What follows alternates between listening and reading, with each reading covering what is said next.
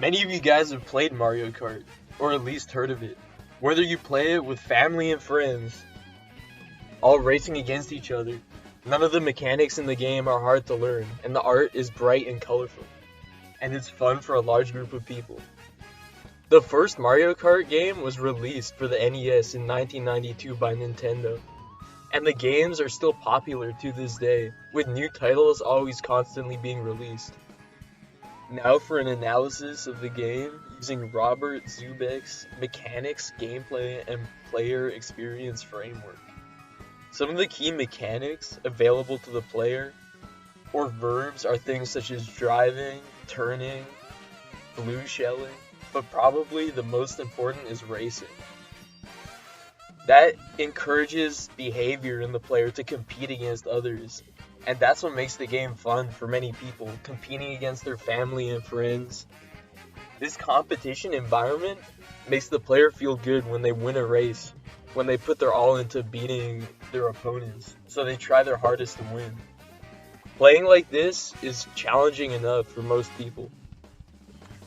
There's another way that we could play the game, however. One possible example of playing queer, as talked about in Bo Ruberg's Video Games Have Always Been Queer, is making the game as hard as possible to beat. Most people would just play the game normally and find that challenging enough, but some people enjoy pushing the game to its limits to make it as hard as possible, or making the game even harder by trying to complete the game as fast as possible.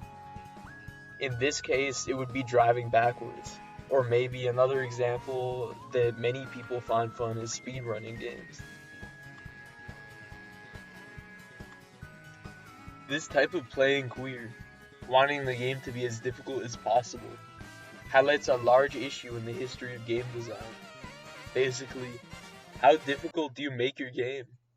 Some people play games to relax and unwind. Others want to be challenged as much as possible by the game they're playing. This causes conflict between the two groups. Who should the developers market their game to? An example of this is the release of Sekiro Shadows Die Twice by From Software in 2019. There was backlash as some players found the game too difficult. One reviewer wrote that it took him almost 3 years to finally beat the game. Many players demanded an easier mode for the game, as they found it way too difficult.